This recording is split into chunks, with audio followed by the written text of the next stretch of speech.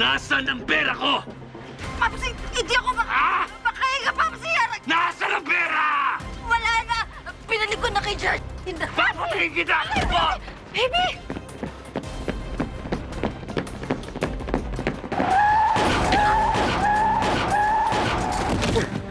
Ma'am, Ano yun? Oh my God! tumawid po. Oo! Nabundol natin yung babae. Tulungan niyo po! Naku, talagang tutulungan kita! Takasan naman ako ng hayop na yun.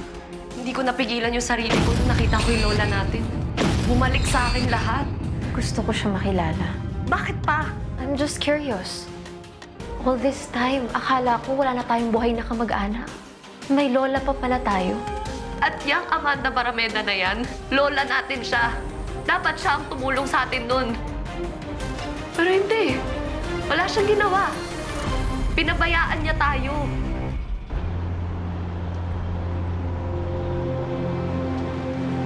Oh, girl! Oh, Nandito ka pa! Nag-uuwian na lahat, oh! tagal ko nawala sa trabaho, Vera. Kailangan ko mag-catch up. Yun ba talaga yun? O gusto mo lang kalimutan yung confrontation yun ng lola niyo? Paano ko siya makakalimutan, Vera? Eh baka mas madalas ko pa siya makita dito sa opisina. Baka mag-early retirement na lang talaga ako. At your age, girl. Tigilan mo ako, ah. Hindi ikaw yan. Kilala kita. Hindi ka umiiwas sa challenges. At saka maybe, baka kasi hindi mo pa nare-realize, pero baka malaki yung maitulong ng lola mo sa'yo. Ayoko muna pag-usapan, Vera. Okay, sorry. Basta wag ka na magpagabi, ha? Okay. Mag-ingat ka. Okay, bye! Sorry.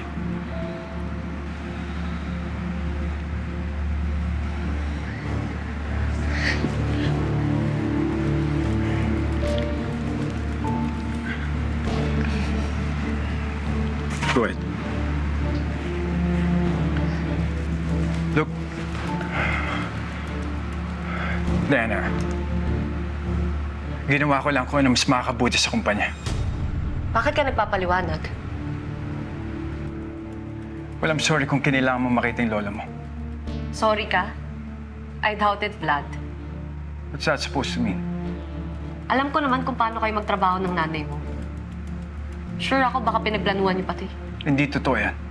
Oh, ay bakit defensive ka? Saka ano naman kung tama yung hinala ko? As if naman ngayon lang kayo masisira sa paningin ko. Nga pala, mali yung solusyon ko. Hindi ako dapat mag-back out. Hindi ako bibitiw ng La Madrid Land kahit ilang multo pa ng nakaraan ko ang ipasok niyo dito. Hindi niyo ako matatalo ni Jacinta.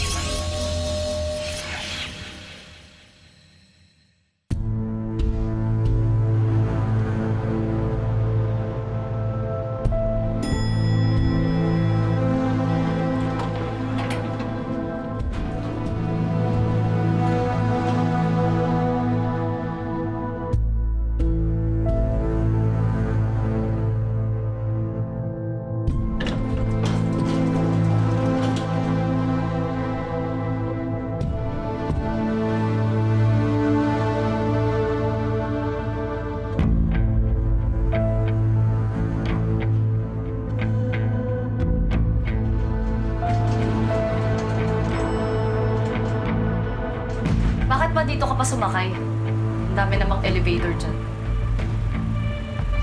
Diana, ito yung bumukas.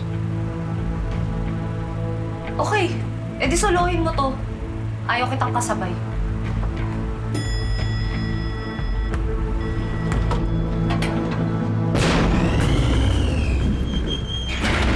Oh my God.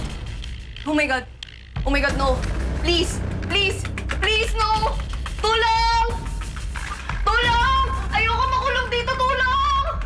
Walang matutulong yung ginagawa mo. Ako nga. Hello? Hello? Security! Na-stuck yung elevator namin. Do something. Ayusin niyo to. Hello?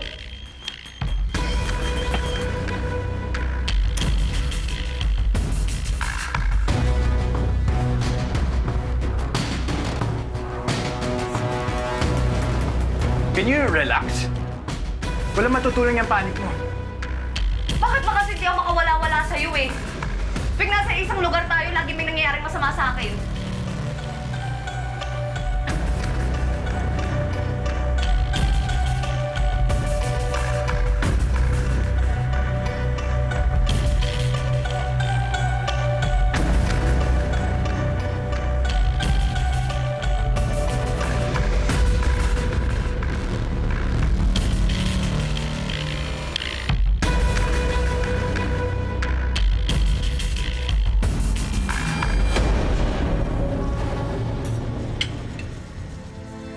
Alam mo, you always look puyat, ha? Bakit pa parang parati kang pagod? Kasama na sa trabaho ko yun, ma'am. Ewan ko ba kung bakit pinili mo maging isang journalist. Nag-uusap na kami ng ninong mo, we were gonna put you through law school. Pero hindi. Pinili mo pa rin maging journalist. Ma, di mo man lang ako tinanong kung gusto ko yun. Masaya ako dito. Dito ako nagkakaroon ng fulfillment sa pagiging journalist ko. Nagkakaroon ng fulfillment sa pagiging journalist mo? Oh my God! I consider journalists like pests. Ano bang ginagawa nila sa akin? Hindi ba character assassination? At ang pinakamasakit pa nito, ang sarili kong anak, journalist. Ginagawa lang namin ang trabaho namin, ma'am. Gusto lang namin malaman kung ano ang totoo at ipakita yun sa mga tao. We are only after what is right. What is right? Ano talaga, what is right? Ano, tama ba yung ginawa nung Beth? Yung dati mong kaibigan na Beth na yun, na ginamit ka lang? Na namiligro tuloy yung posisyon ko dahil sa ginawa niya? At ngayon, pinagkakaisahan ako ng magkakapatid na yon. Kasama pa ngayon yung lola nila. Sinabi sa akin ni Kuya nangyari, ma'am.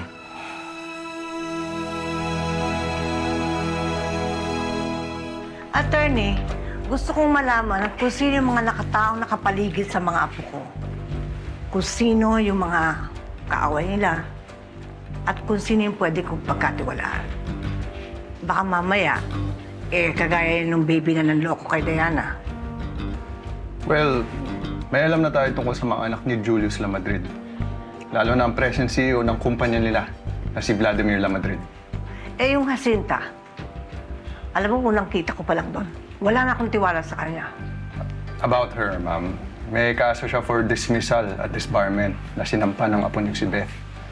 At hindi rin maganda ang reputasyon niya sa mga judicial circles.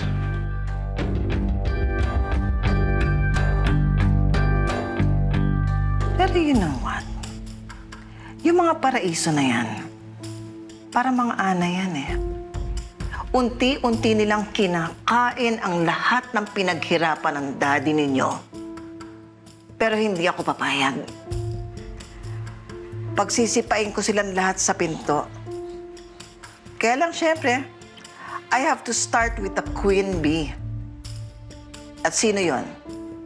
E di yung lola nila?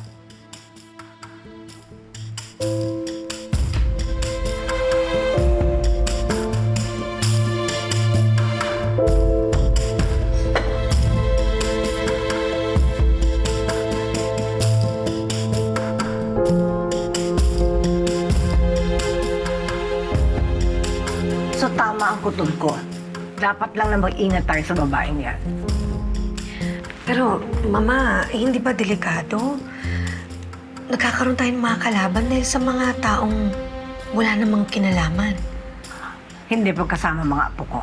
Damay ako. Ipaglalaban ko sila.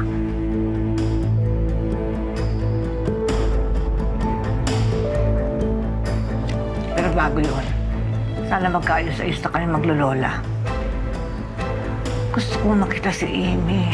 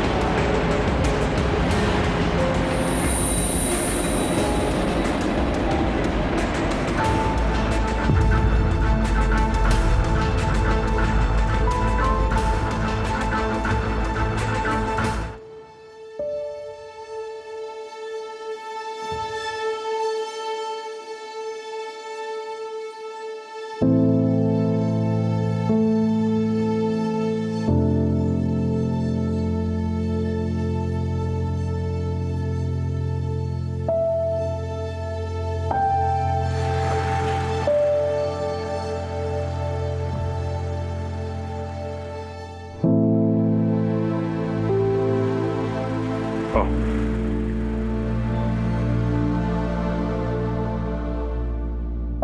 No thanks.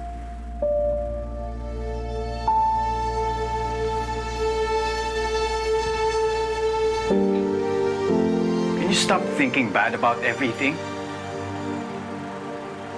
Matulong na nga eh. Para saan? Bakit ba bigla kang concerned? I'm not a bad person, Diana. Inaamin ko. Nung nalaman ko yung tungkol sa family mo at sa lola mo, medyo naiintindihan kita. Alam kong inaakala mo na sinadya namin ibenta ang shares ng kumpanya kay Amanda Barameda. But one thing my dad told me, personal interest is bad for the business.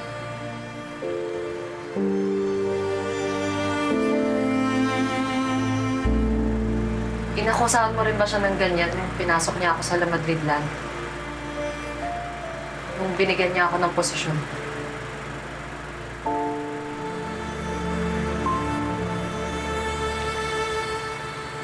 Sa maikling panahon ko dito sa posisyon ko, marami akong natutunan. In any case, I just want to continue my dad's legacy.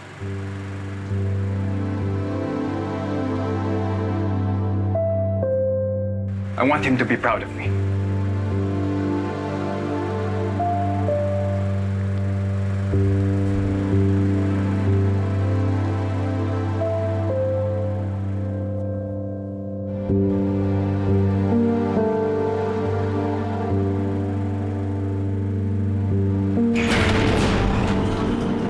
Sir Vlad, Ma'am Diana, okay lang po ba kayo? Pasensya na ho kayo, medyo natagalan.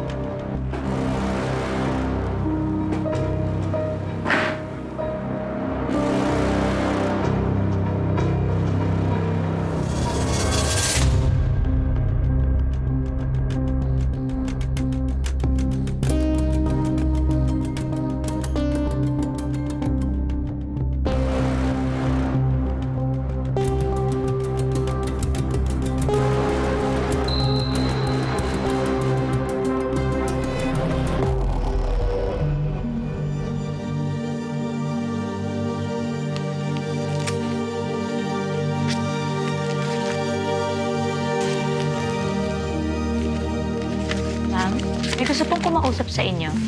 Sige, papasukin mo.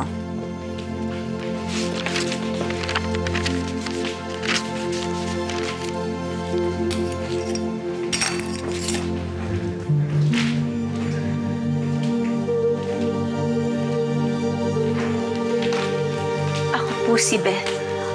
Alam ko. Alam ko.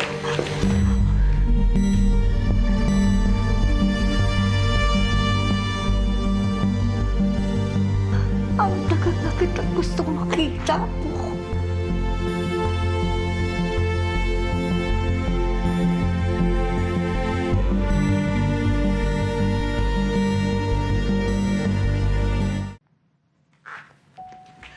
Akala ko pati ikaw dahil sa akin.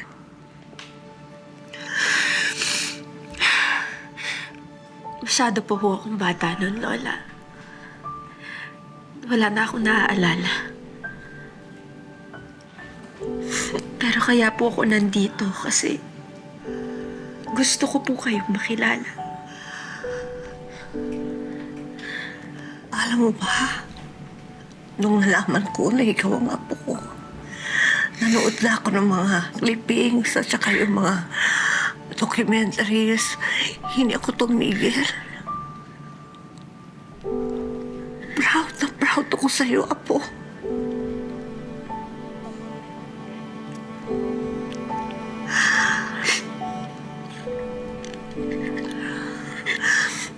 Thank you. Thank you po. Sobrang tagal ko nang gustong marinig yun. Minsan napapatanong po ako kung buhay pa kaya yung magulang namin. Proud kaya sila sa amin. Sobra. Sobra silang proud sa'yo, apo. Maniwala ka sa akin. Sobra silang proud sa'yo.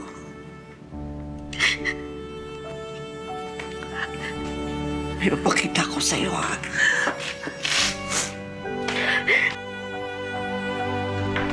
Ito. Tignan mo.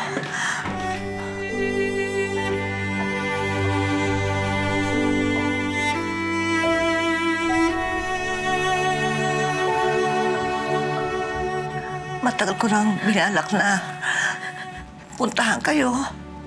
Makipagkita sa inyo. Pero humiral pa rin yung pride ko.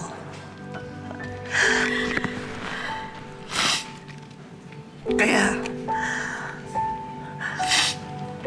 nagdusa ako. Nagdusa pati kayo.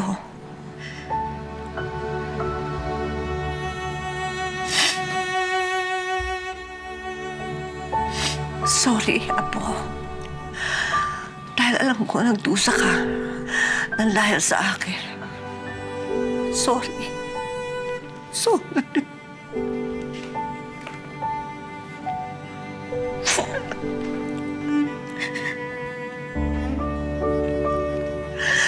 Kung si Angela po yung nakausap niyo, yung dating ako, baka hindi po niya kayo pinatawad.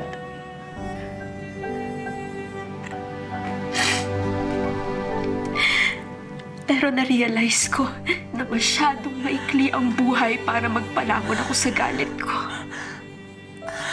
Kaya huwag ka mag-alala, Lola. Kakausapin ko si Ate Diana. Papatawarin ka niya. Ako naman, apo. Ako ko naman sa'yo. Hahanapin ko si Amy para mabuo na ang pamilya natin. Ha?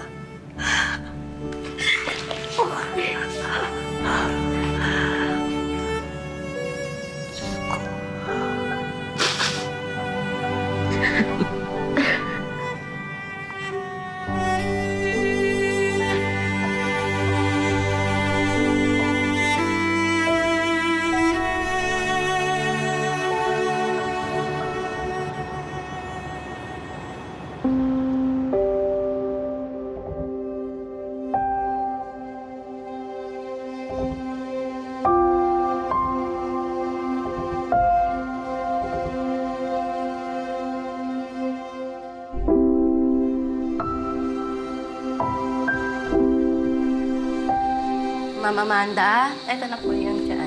Salamat.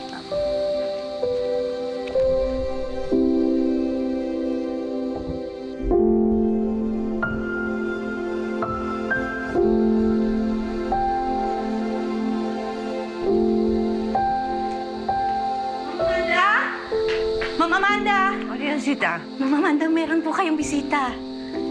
Ha? Pasok ka.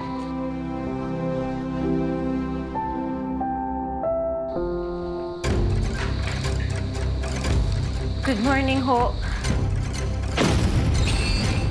Lola Amanda?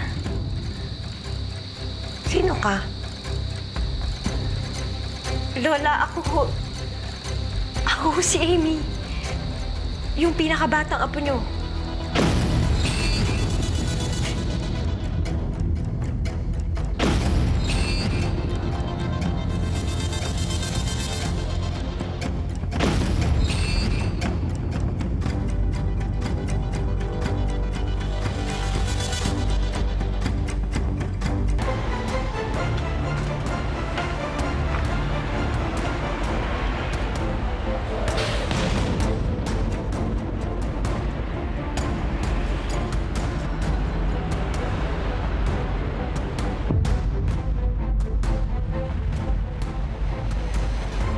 Si Hillary ang totoong nagnakaw kay Judge Jacinda.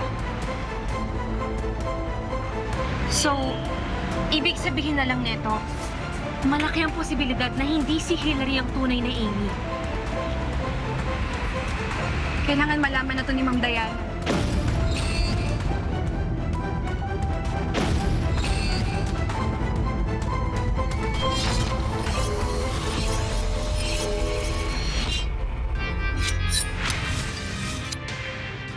Na, happy ako na magkasama na tayo.